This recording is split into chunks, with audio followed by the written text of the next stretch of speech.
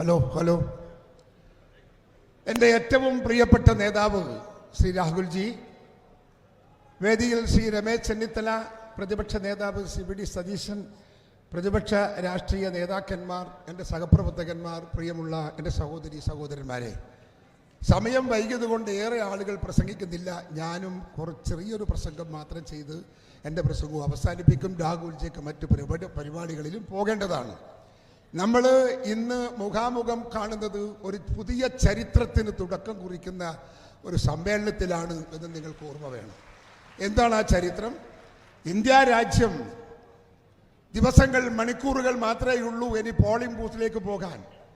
Polling ബൂത്തിൽ പോയാൽ ഇവിടുത്തെ എംപിമാരെയും എംപിമാരുടെ ഭൂരിപക്ഷവും അതനുസരിച്ച് വരാൻ പോകുന്ന ഒരു സർക്കാരിൻ്റെ ചിത്രവും ഇന്ത്യൻ രാഷ്ട്രീയ മണ്ഡലത്തിൽ ഉയർന്നു വരും. ആരാണ് അടുത്ത ഭരണാധികാരി, ആര് ഭരിക്കണം ഈ നാട് എന്ന് ഇവിടുത്തെ ജനങ്ങൾ തീരുമാനിക്കാൻ പോകുന്നു. ആ തീരുമാനം ഐക്യ ജനാധിപത്യ മുന്നണിക്ക്, കോൺഗ്രസ് മുന്നണിക്ക് അനുകൂലമാകാനുള്ള പ്രവർത്തനവുമായി നമുക്ക് മുൻപോട്ട് പോകണം എന്നതാണ് എനിക്ക് നിങ്ങളോട് ആവശ്യപ്പെടാനുള്ളത്. നിങ്ങൾക്കറിയാം, നമ്മുടെ ഈ നാടെന്ന് പറയുന്നത് വൈരുദ്ധ്യങ്ങളുടെ നാടാണ്, വൈജാത്യത്തിൻ്റെ നാടാണ്, വ്യത്യസ്തതകളുടെ നാടാണ്. മതങ്ങൾ, ജാതികൾ, ഭാഷകൾ, സംസ്കാരങ്ങൾ, ആചാരങ്ങൾ, അനുഷ്ഠാനങ്ങൾ എല്ലാം വ്യത്യസ്തമാണ് ഇവിടെ. ഈ വൈരുദ്ധ്യങ്ങളെ കോർത്തിണക്കിക്കൊണ്ട് ഒരു രാഷ്ട്രത്തിൻ്റെ അഖണ്ഡത കാത്തു സൂക്ഷിക്കാൻ കഴിവുള്ള ഒരു ഭരണകൂടത്തിനെ സാധിക്കൂ, എല്ലാവർക്കും സാധിക്കില്ല. അതുകൊണ്ടാണ് നരേന്ദ്രമോദിക്ക് മണിപ്പൂർ എന്ന് പറയുന്ന ഒരു സംസ്ഥാനം അക്രമത്തിൻ്റെയും വർഗീയ യുദ്ധത്തിൻ്റെയും കളമായി, നമ്മുടെ നാടിന് അപമാനമായി മണിപ്പൂർ മാറിയെന്ന് നിങ്ങൾക്ക് ഓർമ്മ വേണം. അദ്ദേഹത്തിൻ്റെ കയ്യിൽ നമ്മുടെ ഒരു ഭേദഗതി ബില്ലുണ്ട്. ആ ഭേദഗതി ബില്ല് വർഗീയ ഫാസിസത്തിൻ്റെ കയ്യിലേക്ക് ഇന്ത്യയെ എത്തിക്കാനുള്ള ബില്ലാണ്. അത് പ്രയോഗിക്കാൻ അദ്ദേഹം തുടങ്ങിയാൽ ഈ നാടിൻ്റെ അകത്ത് അനൈക്യമുണ്ടാവും, ഈ നാടിൻ്റെ എല്ലാ സൗകര്യങ്ങളും പോകും, ഐക്യത്തോടെയുള്ള ജനങ്ങളുടെ കാഴ്ചപ്പാടുകളും വീക്ഷണങ്ങളും നമുക്ക് നഷ്ടപ്പെട്ടു പോകും, ഇവിടെ ജനാധിപത്യം നഷ്ടപ്പെടും എന്ന കാര്യത്തിൽ തർക്കം വേണ്ട. ഇവിടെ വരാൻ പോകുന്ന മുന്നണി കോൺഗ്രസിന്റെ നേതൃത്വത്തിൽ ഇന്ത്യൻ രാഷ്ട്രീയത്തിൽ ഉയർന്നു വരുന്ന ഇന്ത്യൻ യൂണിയനാണ്, ഇന്ത്യ മുന്നണിയാണ്.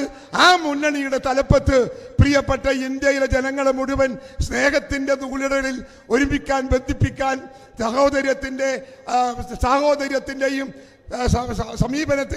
സാഹോദര്യത്തിൻ്റെ, ഐക്യത്തിൻ്റെ ഒരു സംസ്കാരം സൃഷ്ടിക്കാൻ ഇവിടെ ആഹ്വാനം ചെയ്യുന്ന രാഹുൽജിയുടെ കാഴ്ചപ്പാടിന് അനുസൃതമായി ഈ നാടിൻ്റെ ചലനാത്മകമായ ജീവൻ മാറ്റിയെടുക്കാൻ നമുക്ക് സാധിക്കണം എന്നതാണ് എനിക്ക് നിങ്ങളോട് ആവശ്യപ്പെടാനുള്ളത്.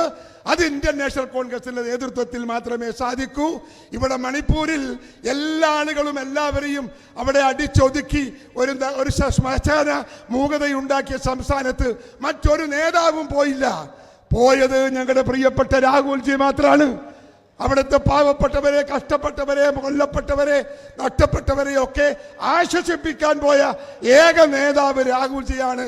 സ്നേഹത്തിന്റെ നൂലിടകളിൽ മനുഷ്യ മനസ്സുകളെ കൂട്ടിയിണക്കാൻ ഇന്ത്യയിലെ ജനകോടികളോട് ആഹ്വാനം ചെയ്ത ഒരു നേതാവേ ഉള്ളൂ, അത് രാഹുൽജിയാണ്. ഇന്ത്യ ഭരിക്കണമെന്ന് അദ്ദേഹം ആവശ്യപ്പെട്ടില്ല. 5,000-10,000 കിലോമീറ്റർ നടന്നപ്പോഴും അദ്ദേഹം പറഞ്ഞില്ല എന്നെ പ്രധാനമന്ത്രിയാക്കണം, കോൺഗ്രസിനെ ജയിപ്പിക്കണമെന്ന് പറഞ്ഞില്ല. അദ്ദേഹം മനുഷ്യരോട് മനുഷ്യരായി കാണാനാണ് ആവശ്യപ്പെട്ടത്.